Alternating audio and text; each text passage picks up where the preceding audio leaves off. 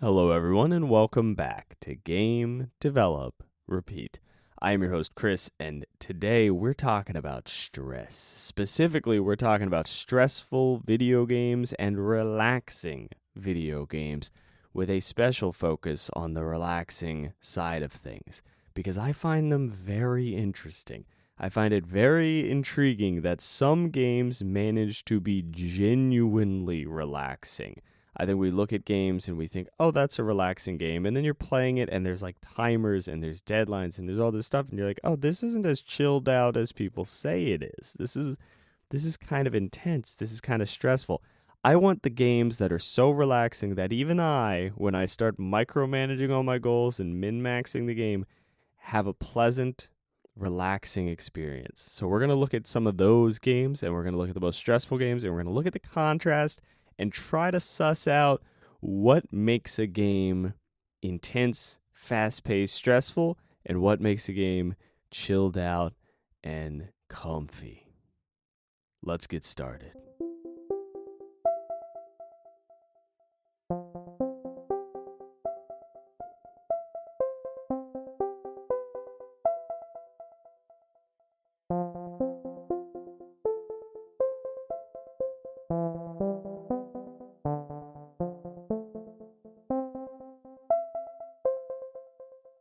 Have you ever played a game that is so intense, so focused, so stress-inducing that by the end of the play session, your heart is racing and you are beginning to wonder whether or not that counted as cardiovascular exercise?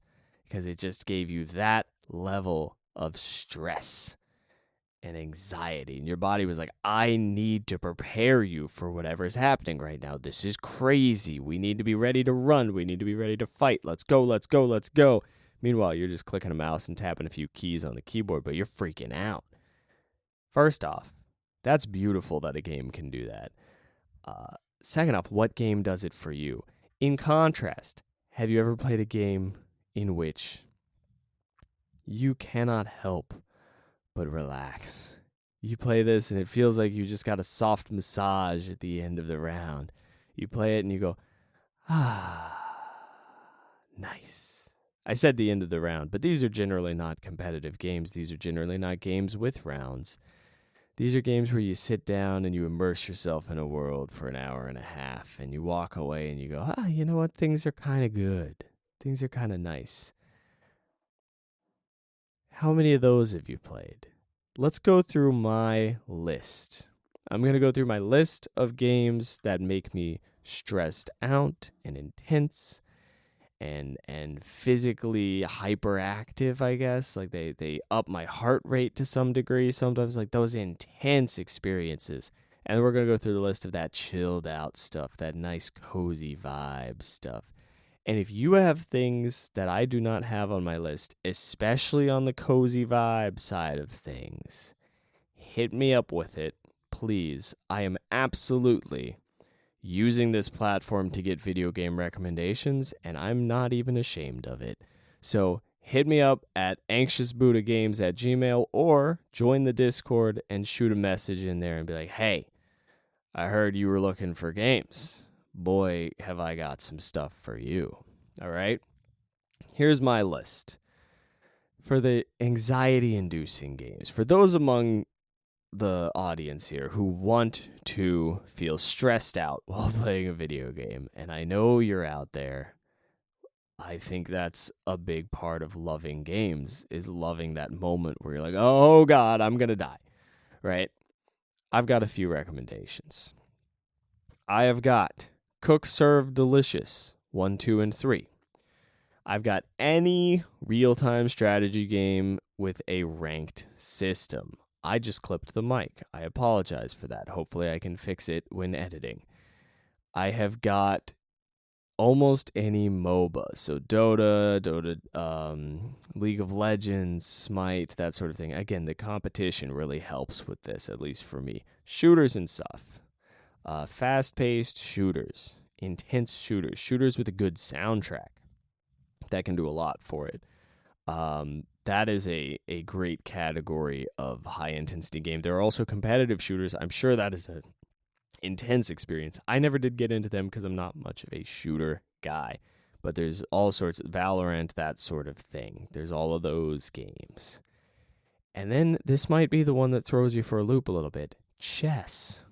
I have had some of the most intense gaming experiences of my life in the last week and a half. Playing chess at a very low rank and having a minute on the clock and just freaking out. It is such a high intensity game, and I think it's easy to forget that fact. Chess is definitely one. If you're somebody who misses the competitive side of games and you're I'm not into the shooters, I don't like the MOBAs, and real-time strategy is not alive enough for me, just get into chess, try it out, and maybe it'll be for you, maybe it won't. Let's go into the relaxing side of things. And once again, this is where I want recommendations. I'm abusing my platform to get video game recommendations. But I've only got a few. I have Eastshade, which is a chilled out game about painting. It's sort of a photography game. It does it for me. That is a relaxing game. I walk away from that game and I go, the world is a beautiful place and I love everyone and everything. It is such a nice, optimistic, happy little cheerful little experience where you just get to be in a beautiful world and it's so cozy. A Short Hike is another one. It is a much shorter experience. It is marvelous, relaxed. It's got a nice everything behind it. That's a good one. Mountain. That's a weird one. I'm putting it on the list just because it maybe, I'm not sure. It's one of those games that pushes the limit of what counts as a game. It's kind of like watching a picture on your screen and stuff happens sometimes. It's strange. And then we've got Dragon Quest XI. That to me is the most chilled out JRPG I've ever played. I've got a whole episode about it. Dragon Quest XI is, despite having a bunch of gameplay mechanics and you can plan things and you can try to min-max your crafting or whatever, the game just invites you to chill. It's just like, hey man, let's relax. Let's have a good time here. Let's just be chill. And then I guess you could do walking simulators in this category as well. I don't have much experience with those kind of games. I just haven't played many of them. That's maybe where I'm missing things, right? But I bet those would be pretty good here. There are some games which seem like they would fit here that I'm not including. I'm intentionally not mentioning Stardew Valley and Roller Coaster Tycoon because to me, they become stressful very easily. Yes, Stardew Valley has a great chilled out vibe. It's very cozy. It's very positive, but it is not super relaxing. It's a game that I can stress on. It's a game that I can put timers on and freak out. Roller Coaster Tycoon, it's a management game. I find those inherently stressful, right? Yes, Roller Coaster Tycoon's great, but it's hard to chill out during, you know? Yeah, let me know if you've got things to add to this list. Now, I think there is a large and obvious difference between the stressful games and the chilled out games, right? You've got games that are stressful because they have a ranked competitive element to them. You've got games that are stressful because they're fast paced and things are dying and the imagery is mildly disturbing and you're in combat and it's aggressive and the music is loud and you have to react very quickly and you're on the clock. You've got a timer. You've got all these elements to it. And then the relaxed games are like, hey man, why don't you just take some time and explore? Why don't you just see what's out there and enjoy it? And here's a weird thing. None of the big open world games are anywhere in this list. I've just realized this. At no point was I like, yeah, Red Dead Redemption 2 is relaxing or stressful. Neither of those. It's kind of a choose your own path situation, I think, which is nice. I don't have Zelda Breath of the Wild on here or Tears of the Kingdom, which is like, I don't know, almost, depending on what you're doing, it could be really stressful. I'm looking for the extremes. And I think one of the interesting things about those types of games is that they kind of let you choose your own path enough to where I kind of go, well, yeah, I can be stressed out in that game if I want to. I think some of these exploration games are so, oh, how do I even put this? They're so open-ended in exploring things and don't have any options for freaking out. Like every turn you take invites you to realize that nothing is a big deal and everything is fine. That's impressive. And I think that's hard to do. Let's, you know what? It's time to dig in on this and try to figure out how they're doing that.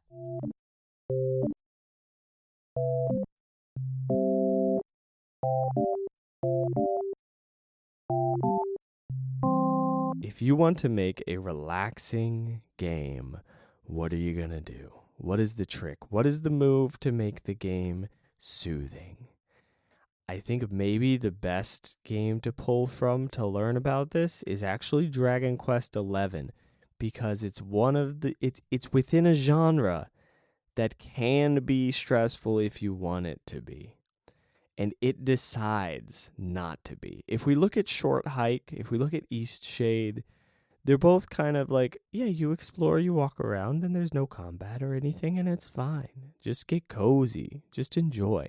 And then you look at Dragon Quest XI, and it's like, yeah, there's combat, and the world is ending, and you have to save it, but also, why don't we just enjoy everything about this game, right? It has charming things where your enemies are adorable, and I don't know. It's got such a nice.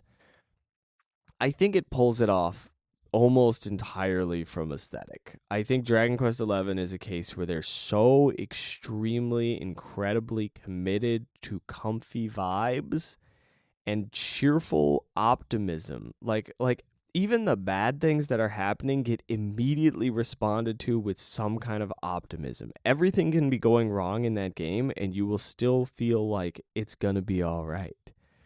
That's a just an amazing, impressive game. It speaks to a beautiful worldview, by the way. Like I like whatever the philosophy is that's going on behind that game. Like it's so idealistic in such uh, a way that feels believable. It's not something where you play it and you go, well, that's too optimistic. That's absurd. This is no, it's like, oh, they're being hopeful, and that's really nice, right? So I think that pulls it off just from sheer force of will. It's like this game is going to be positive, cheerful, and have a nice feel behind it. I would love to, and this is one of those things that's a bad design decision. Let me go ahead and say that now. Unless you know exactly how to do that, I think this is probably a bad idea. I would love to see a shooter where you're killing things that is super, super cozy and relaxed and comfy. I think that would be really interesting as a challenge. I think that would be wild. Closest thing I can think of is Slime Rancher. Um, I don't know. I wonder if you could pull off the comfy, cozy, optimistic vibes in a genre that is inherently not that way. Or like a real time strategy, like a competitive game, and somehow make it relaxing. That would be an interesting design challenge. It's not something I would ever take on as a full project unless I was very confident that I was able to pull it off, because that does seem like you're setting yourself up for failure unless you have a very specific, compelling idea or you're willing to sacrifice on the relaxing front or the competitive front. Okay. What else was I going to dig in on? Let's look at Eastshade.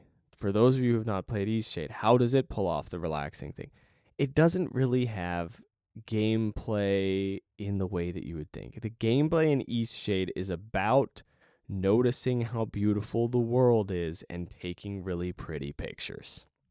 The game has made its gameplay into, hey, look at how pretty that is. Hey, look at how beautiful that is. Hey, go collect this thing because it's really beautiful. Or go get a photo of this because somebody really wants to see it, because how lovely is everything. And the art style is so good. It's so just pretty and comfortable and colorful and nice. That's a pretty weak explanation of it, but just look up some screenshots. Be like Eastshade tree or something. I don't love the art style for some of the characters because the anthropomorphized thing is like, I don't know. It doesn't interest me. I'm not like, oh yay, this owl talks like a human. I'm like, all right, whatever, man. They can just be human. But it makes sense for the game because it's a game about like exploring nature, and so everything is kind of part of nature, and I can get behind that for sure.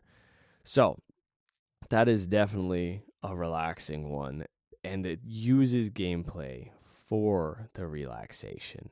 A short hike has like a relaxing narrative, and the visuals are less, I mean, they're still very relaxing, but it's pixel art, so it's less like it's less realistic. It's in realistic is a weird word to use for it, but it's more abstract because it's pixel art, right? Like it's less obvious at a glance that everything is beautiful and happy, you know.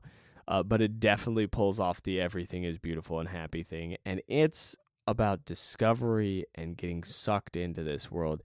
You're so interested in finding what's around you that you stop worrying about whatever else is going on. You're like, oh, what's over here? What's over here? What's over here? And you meet stressed out characters, and the game kind of pokes fun at being stressed out. The game kind of pokes fun at it a little bit. It's like, look at this guy. He's freaking out over nothing. And then you help them, and then it's whatever. Like, it's a game that acknowledges freaking out, stress and anxiety and all of this stuff, and frames it in a way where you're like, oh yeah, whatever, right? Like, yeah, okay, sure, and also whatever. Here's a game I didn't mention earlier, which I'll throw in here. What do we think about the Outer Wilds? Not the Outer Worlds, the Outer Wilds, the like space exploration puzzle game with the really cool gravity. Is that stressful? Is that relaxing? I feel like I've had both experiences in that game, and I've heard a lot of people say that it is like one of their favorite games of all time because it is a marvelous game. I've not beaten it, frustratingly enough. I've gotten pretty far at it, but puzzle games I get a little stuck. The Outer Wilds is a cool game because you can just go around and chill out. And you can also be on this timer before the end of everything. Every time you play this game, sorry, let me just run you through this. It's kind of a Groundhog Day scenario, and it's a space exploration game. So when you're playing, you're on a timer, basically. All right? This is as much as I'm going to tell you about this game. It is the basic premise. You learn it pretty quickly, so no worries there. You're on a timer before you die, basically, every time. And you just restart the same place every day. Because of this, you get pretty comfortable with the fact that you're going to die. You just kind of go, all right, well, that's that run. And you can go, I'm just going to explore things. The game demands that you explore it. And then sometimes you have a specific goal that you're trying to accomplish. And sometimes you just don't care, right? Sometimes you go, I'm just going to chill out, whatever. Like, I'm going to check this out. This is really cool. Oh, I found this cool thing. I'm going to hang out here because I don't really have enough time to accomplish anything. So whatever, I'm going to die soon anyway. Might as well enjoy the scenery. That's really impressive. And I think that game manages to hit both sides of this coin. It manages to hit the full relaxation and full stressed out trying to accomplish something, which is nice. And I think a lot of games do that, but that one really stands out in my mind right now. It's really sticking out to me as an example of like really executing on both ends of the spectrum without having to rely on like ranked competitive stuff too. Whereas these ranked competitive games, this is the other element I want to mention. If you make a game competitive, if you give a game a ladder and like an ELO scoring system and all that stuff, it's going to be stressful. I don't think there's any way around it. The moment that you make a game competitive, I don't think it can be relaxing. If there's a community that actively competes and tries to get to the top, I don't know if it's possible. I say that. I'm a big believer in everything is possible within, like you can do weird stuff. And I would love to see somebody pull that off, but I cannot imagine how you can make a relaxing game with a ranked ladder because it just turns into like people competing to make it more and more stressful. Because you're like, well, I relaxed the most and the fastest and the best before you could, right? Like it's inherently stressful, and I love the idea because uh, it's in opposition to itself so aggressively, and I love that kind of stuff. I love it when there's an idea that's just like, this shouldn't exist. Can we make it work? Which is maybe a dangerous thing for game design, but it does interest me for sure. I have to keep an eye on that. But I think that's where we can really get some juicy ideas too. If you can find just the right amount of like, this shouldn't work, and then you make it work, or you notice early on, like, this shouldn't work, but it's going to, and I can see how it's going to work, and whatever. Like that can be pretty nice. That can be pretty rewarding, I believe. Now, I think we've covered. Okay, we've done a little analysis on these games separately, right? We talked about you look at a stressful game, it's stressful because it's got ranked stuff. It's stressful because it's got high intensity. It's stressful for all these reasons. We kind of know why. You look at a relaxing game, it's relaxing because it is open-ended, I think, a lot of the time. It invites you to not care. That's huge. It kind of pokes fun at stress. We've got that too. So what do these hold in common? I think the biggest thing is that it takes the stakes and it lowers them aggressively. There aren't really any stakes. Like the whole premise of Eastshade is you're trying to experience things. That's the whole point of that game. You're experiencing things. You look at a short hike and the stakes are you're going on a hike. You're trying to kill time, right? You look at, let's use Outer Wilds again. Sometimes the stakes are, whatever, I'm done for the day. I'm just going to relax until I die, which is a weird one to say, but that's a thing in that game. So, and then Dragon Quest XI is just like, the stakes are high. That's what gets me about that game. The stakes are high, but you have this is what it is. You have this overwhelming feeling that you will succeed. You're like, optimistically, I'm going to succeed. And everything in this game is optimistic, actually. How do I phrase this? It's not that you're viewing it optimistically. It's that the game is so optimistic that you know you're going to succeed. You're like, no, it'll be fine. No matter what happens, somehow we will pull through the power of friendship. It's one of those, all right? And I love it. I will not apologize for my love of that cheesy power of friendship thing within that game. Generally, I don't like it when a game or an anime is like, through the power of friendship. But like that game pulls it off. It's impressive. I'm a big fan. I think that's kind of the summary. I'm sorry that there's not like a clear cut, boom, boom, bam, here's how you make a game relaxing. I think the best thing that I can say is invite people to relax. Invite people to say, hey, experience this. It's going to be great. It's a good thing to experience, but you're not in danger here. You're safe here. You can just explore and have a good time. In fact, that's the whole point. It kind of pulls you back to this moment of realization of like, oh, I can just live in the moment, right? It's that vibe. It's very zen. And it's hard to force people into a state of, yeah, I'm just going to experience everything around me, right? And games are so much about like manipulating the player into a specific emotional state. There is nothing harder than getting somebody to relax. Have you ever tried to get someone to relax when they're stressed out? It's a whole thing. It's really easy to stress somebody out. My God, you got to do almost nothing to stress somebody out. But if you can get somebody to relax, you've got a freaking superpower. Just by the way, just congratulations if you have that skill. That's a beautiful skill. Keep at it. The world needs you.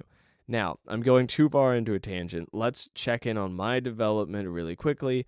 I'm recording this episode earlier than I usually do because I have obligations this weekend.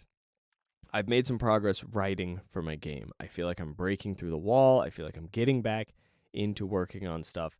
which is phenomenal. Huge part of that was just getting back to the gym and taking care of my physical fitness after being sick and having a chronic headache thing and all this stuff. It was a huge help getting back to the gym. So that's big for me. My sleep schedule is getting back to normalcy. Is that the right word? It's getting back to normal.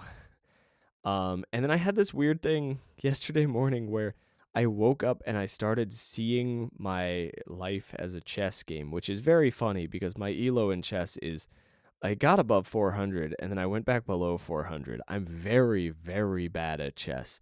But I woke up and I was like, wait, if I pull out my phone first thing in the morning, that's a bad move on the chessboard, right?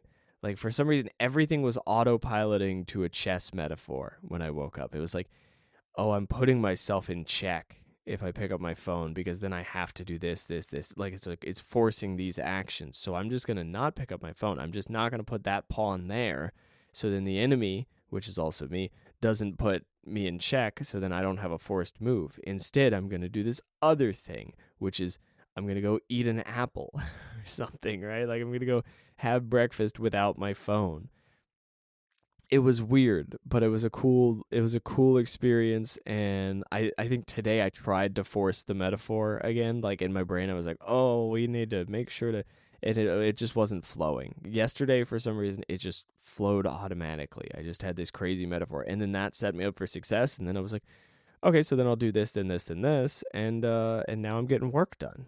And now like I like made the right moves at the beginning of my day. And then it was like, oh, now I'm writing for my game. Great. Here we go. We're back on track, which is exactly what I needed. So other than that, I don't have a huge check-in for you because I'm recording this literally like, I don't know, a couple days after my previous recording. So, whatever. But that is where I'm at.